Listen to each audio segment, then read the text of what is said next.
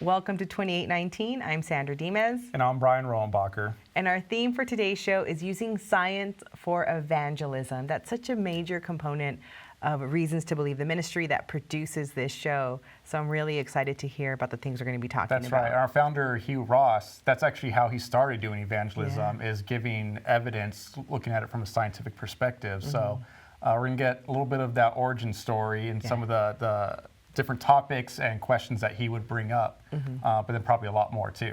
Oh, yeah. Yeah. Well, you know, in Everyday Apologetics, we're going to hear from Dr. Eddy del Rio, and he's going to be talking about the harmony between science and Christianity. That's such a good conversation that they're having. Yeah, definitely. Yeah. Looking forward to that one. Yeah.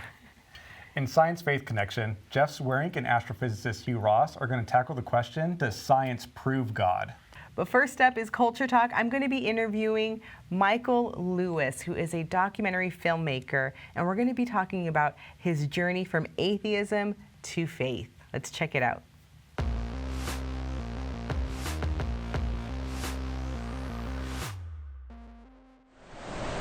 Now it's time for Culture Talk, where we talk about culturally relevant topics that you can use to start conversations about your faith. And I'm joined today with Michael Lewis, Director of Universe Design. Thank you for joining us. Absolutely. You know, I'm excited to have you here. You actually were an atheist, and you came to faith. How recent was that? This was about 5 years ago. 5 years ago. Okay, so let's talk about that. Like, what was it that kind of kept you in atheism for most of your adulthood? So I kind of always grew up just as an unbeliever, never really thinking there was evidence for God, and never even really caring to look. Because you would always see the Christians on the street corners that would say, you're going to hell with the megaphones. Which is like super inviting, right? Right, exactly. So my perspective on Christians, that's pretty much all it was. That was the Christians. What they believed was false, because how can Christianity be compatible with science? And then one day my wife comes to me and she says that she feels like Jesus is calling her back.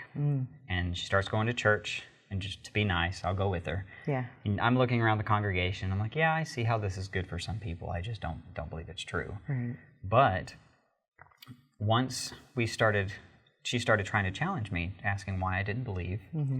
And so I hit her with the difficult questions, really hard questions that she wasn't able to answer, so much so that I was almost pulling her back away from the church. Oh, wow. Finally, she kind of, go ahead. Let's dive in. What were some of those questions? Why would God allow evil and suffering? What about evolution? Yeah. Isn't evolution incompatible with Christianity? Hasn't the Bible been changed over time? How do we know what we're reading today is the same text that was originally written? And how do we know that it's actually inspired by God? What about all the different religions out there? How do you know that Christianity is the one true religion? Questions like that. Yeah. And she just wasn't able to answer. So finally, she kind of was like, I'm sorry, I can't answer your questions. You're just going to have to try to discover for yourself. And she led me to a theologian, which helped answer a few. But then, as I was actually just on YouTube. I wasn't even searching anything about Christianity. And one of Hugh Ross's videos popped up. And I clicked on it, and it was the video of him going over just the creation days and his perspective on the creation days. And that moment was a moment when I thought, okay, this may have a little bit of merit behind it. And from there on, this was about a 3-year journey from that point of me just studying and trying to find answers. Trying more so to prove my wife wrong, and in the process end up proving her right. So that's kind of how my journey went. It was not a blind faith, put my all my belief into one subject or one belief system just blindly. It took a lot of research and a lot of work actually investigating the truth of Christianity. Right, and that's something that an organization like Reasons to Believe, which produces this show, it's something that we love to hear. Exactly. And I love that you found that through our organization. I did. So once I watched that video, I started watching more of Hugh's videos. And then I was diving deeper, and I ended up reading his books. And then I got into reading William Lane Craig's books. And then I was just learning that there's something actually called apologetics, something that is actually giving a defense for Christianity. And it's a great process, and something I believe everybody needs to be at least look into, so that you can help defend your faith. Right, no, completely. And it's like if you believe or not believe, invest in that and know why you believe or know why you don't believe. Right. So what was kind of the tipping point for you was it a single tipping point, or was this collection of answers? There was one moment that happened right before I received Christ, I had a big list of questions. This was 2 or 3 pages full of questions that my wife was sending me to a theologian to go answer. And I went to his house and met with him, never really talked to him before, but I sat down with these 3 pages of questions and asked him one by one. Each one he went through answering every single question that I had. And I got to the end of the page, and he looks at me and he's like, "Do you believe it?" I said, "I think I do. I think I do believe." And he said, "Okay." He's like, "Then give your life to Jesus." And that moment, I don't think I really did it. That I was just kind of like, okay, I'm there. Right. But it was actually on the car ride home when, in my head, I was like, okay, this is it. I'm giving my life to you. I'm going to put my trust in you. I do believe this is true. Yeah, and that was how long ago? This was 5 years ago. Okay, it's been about 5 years. So my whole journey has been longer than 5 years. It started before, but since I've been a Christian, it's been about 5 years. Yeah, all right. So then what now? Like you've done the work and you've investigated, you've found answers, and you've come to agree that God is your Savior. So now what are you doing with that? So the moment that I gave my life to Christ, I was no longer looking for the evidence to just prove that Christianity was true, but I got excited and I actually wanted to know more about God. And so I studied and studied and studied, and I would take apologetic courses online and anything I could do to just get as much information in my head as I could, because I wanted to know God. I wanted to know attributes of Him, and I wanted to know everything that I could, and I would do Bible studies. And I had a huge craving to just share with people what I found, because when I talk to unbelievers, the majority of the answer, or the time when I ask them if they believe in God, the main answer I get is, I never really thought about it. It's because they're too distracted. It's tough questions that people don't really question anymore because of the distractions of life, but they're important questions. Right. And even with believers, when I ask them why they believe in God, well, I just have faith.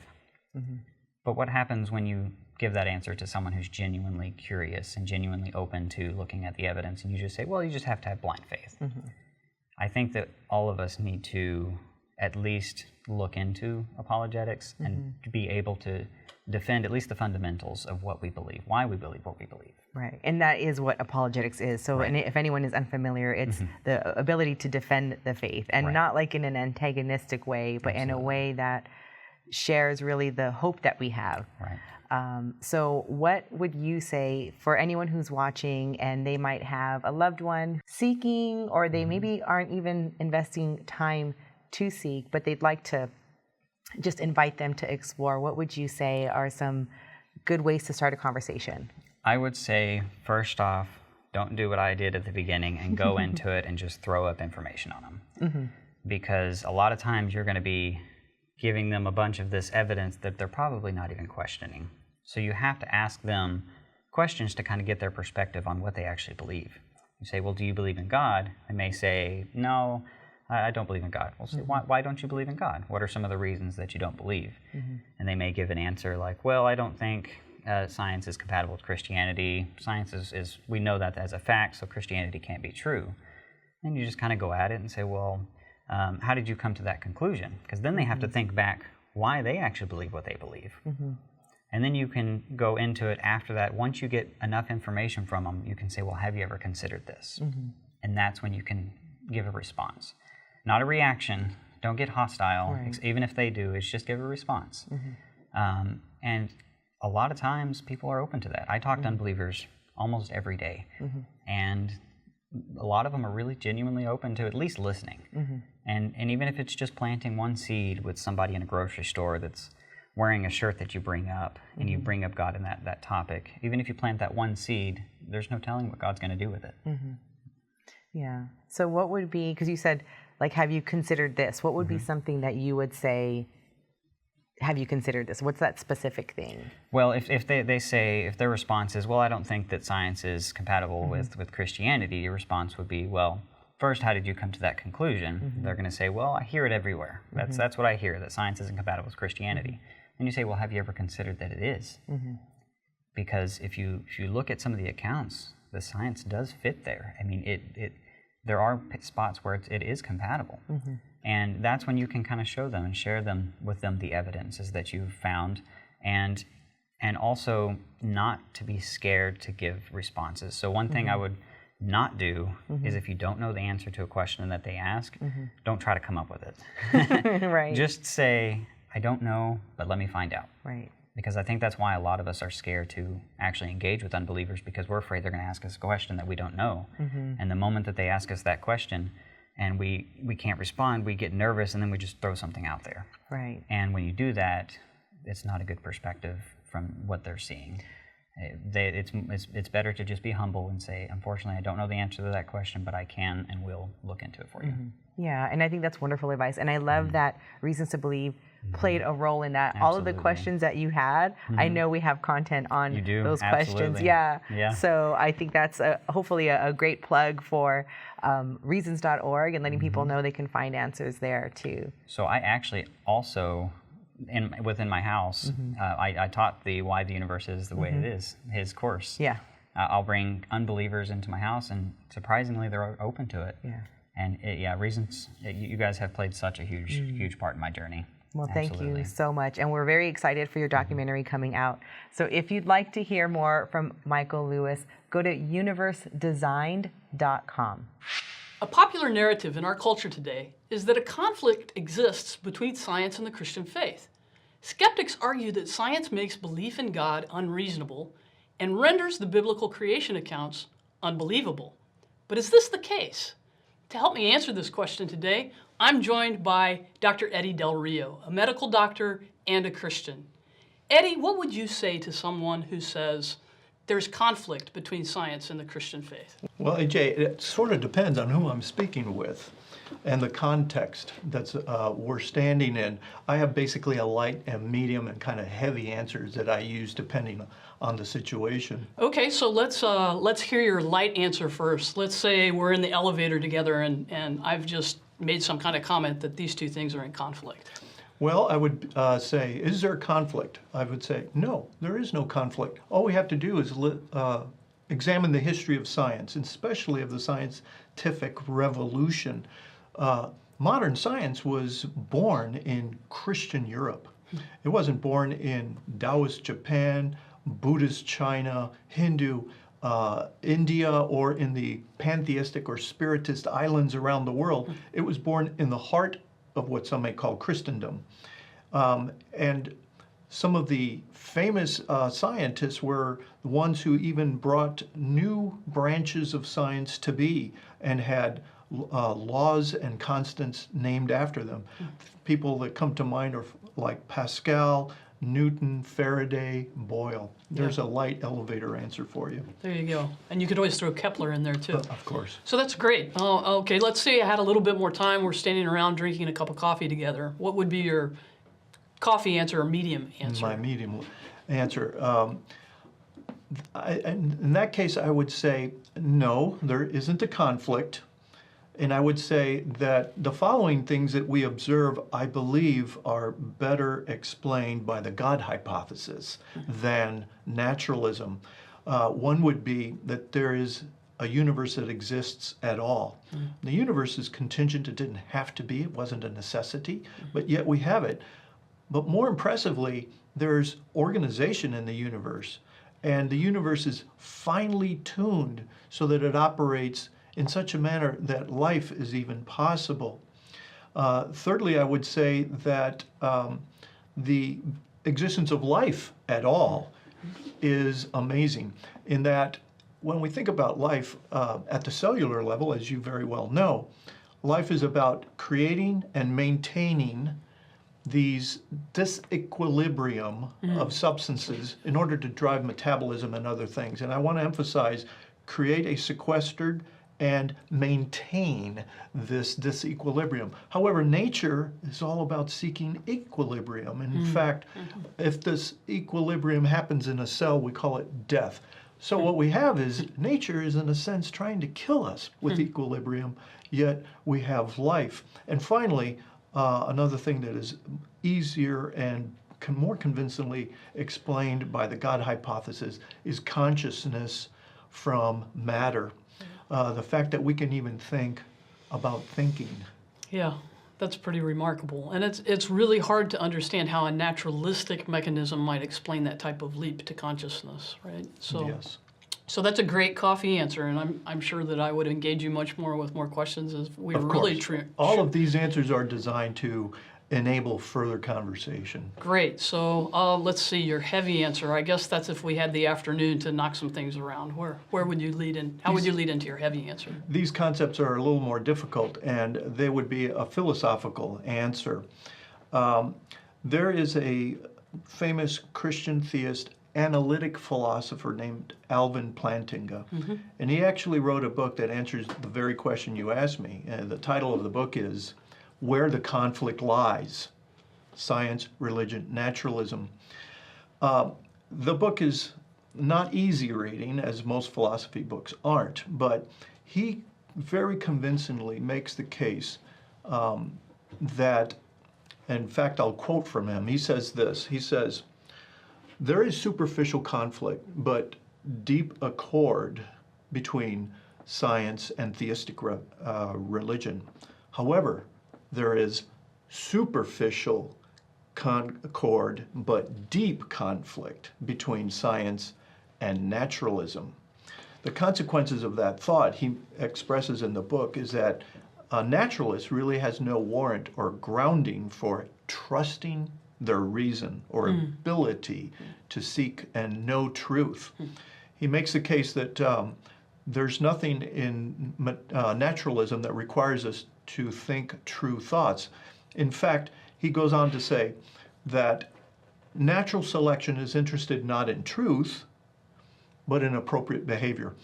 Well, as you very well know, natural selection's business is two items: survival and reproduction. That's right. And so basically Plantinga is arguing that there's nothing that requires our thoughts to actually be true in order to produce the end result of survival and reproduction. Yeah. I would add one more thing. Okay. Some people may say, but he's a theistic philosopher. The same problem of the conflict between science and naturalism is dealt with by an atheistic philosopher, a very distinguished man named Thomas Nagel. He wrote a book, the title of which is Mind and Cosmos, but it's the subtitle that really says it all: Why the Materialist Neo-Darwinian Conception of Nature is Almost Certainly False. So even atheist philosophers have found the problems here. So that's great. Thanks, Eddie. And what I heard you say is whether it's a light, medium, or heavy answer, your answer is basically no. And that the conflict doesn't really exist between science and the Christian faith, but the greater conflict is between science and naturalism. That is correct, AJ. Thanks, Eddie.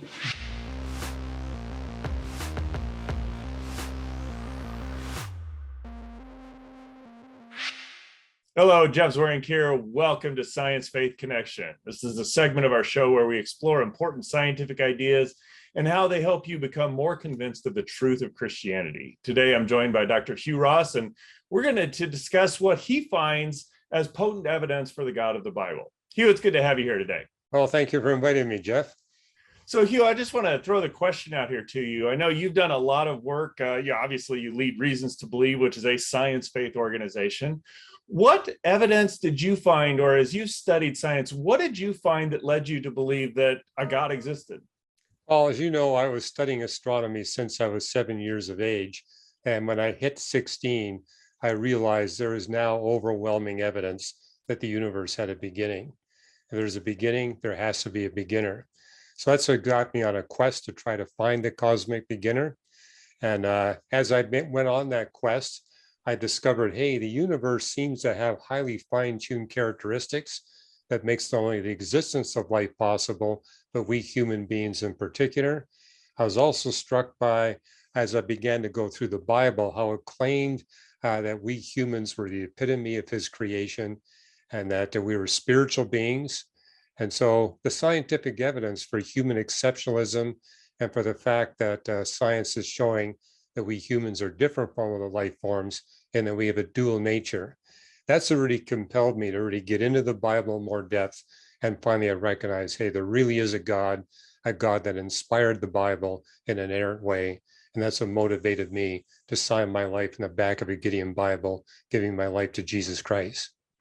So this was more than just finding that there was some God out there that existed. You've actually done some work to figure out which God it was. What is it that it drew you to say it's got to be the God of the Bible and not some other God? Well, I looked at the other holy books that undergird the religions of the world. And so as I went through those books, I realized that they were filled with scientific errors. And when I looked at the Bible, I saw there was an absence of those errors. Not that I didn't see problems in the Bible, but I saw no provable scientific or historical errors. And so the fact that it got it right, that it got the sequence of events in the creation accounts in Genesis 1 correct, that it correctly described everything, I knew that was way beyond the science of the biblical author. And so that told me, hey, this book has predictive power. And also going through it and seeing how it predicted future historical events and did so with 100% precision. So it says this can't be a book that's just invented by humans. It must be inspired by the one that actually created the universe and set up humanity and human history. What are what maybe 1, 2, 3 of the most significant pieces of evidence that you would say point to Scripture being right, that it got the science right, that the God of the Bible is correct? What are the 2, 3 pieces of evidence you think are the most compelling? Well, what really impacted me as a young man was the development of the space-time theorems, which was consistent with the Bible's claim that there was a beginning to the universe that included a beginning of space and time. So personally for me, that was significant in my early Christian years. And then just seeing the mounting evidence for the fine-tuned designs and seeing that the designs of the universe were much more significant in the context of what you needed for plants and animals than what you needed for microbes and what you needed for humans compared to plants and animals, and particularly seeing how the universe, the earth and Earth's life was designed to make possible the redemption of billions of human beings. So that kind of moved me. The space-time theorems established for me that there has to be a deistic God, the fine-tuned designs, that there must be a personal God that cares for his creation and is intimately involved with his creation. But as I went through the fine-tuning and the scientific evidence for human exceptionalism, this is what told me it's the God of the Bible, a God for whom the creation of humanity is the epitome of his creation and his desire to bring billions of humans into a redemptive relationship, redeems us from sin and evil. So seeing how the universe is designed for the eradication of sin and evil, that was probably the most significant thing that told me this is not just the God of Islam or the God of Hinduism or Buddhism. This is the God of the Bible, the Christian God.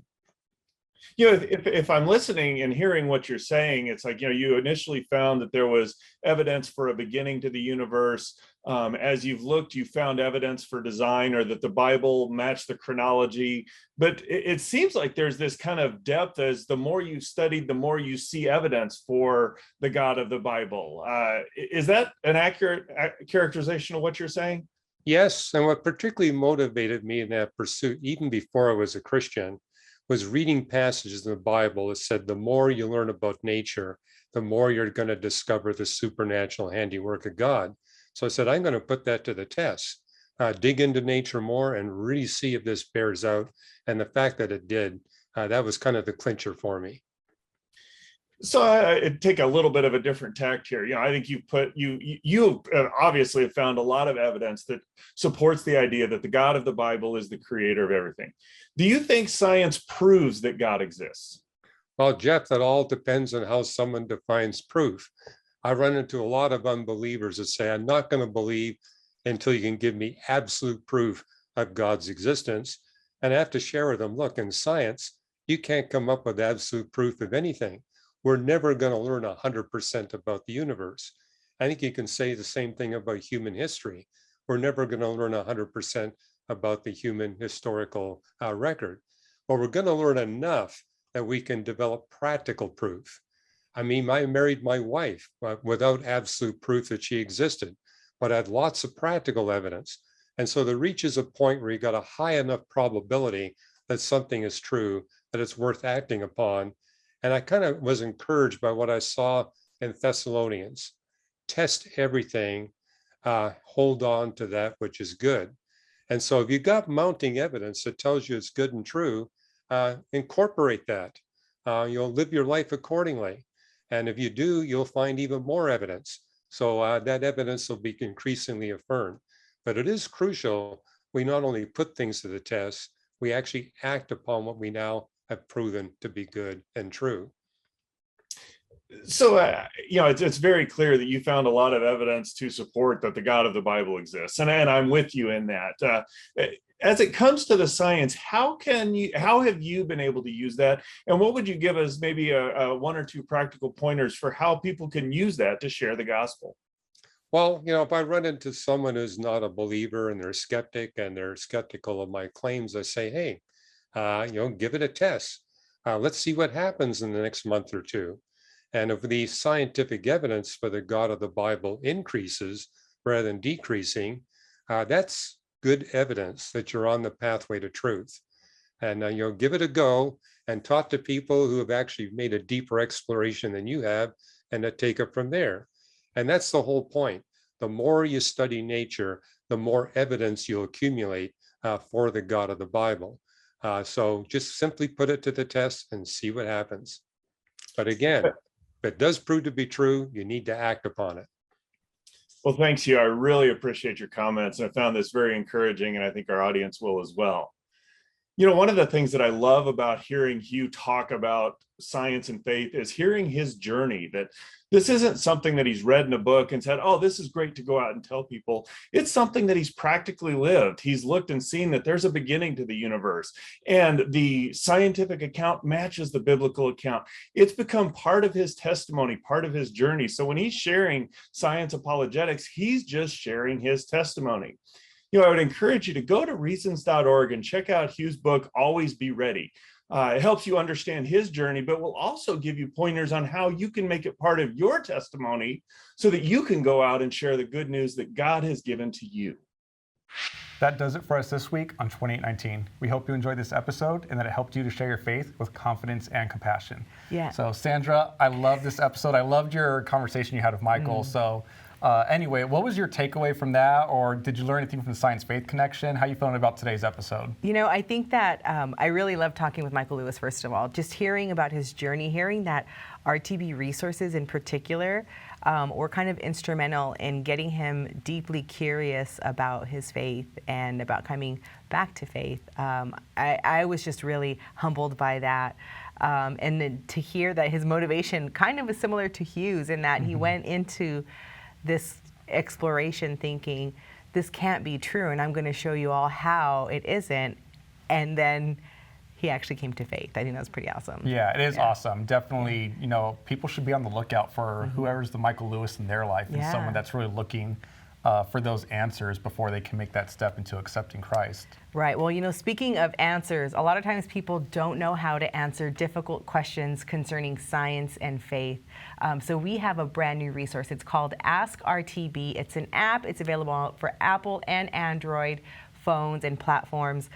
So be sure to look for that, because you can find a lot of really quick answers to common questions that people ask having to do with science and faith. Yeah, definitely. I've been playing around with it. It's a lot of fun. You can ask it questions. You can just search topics.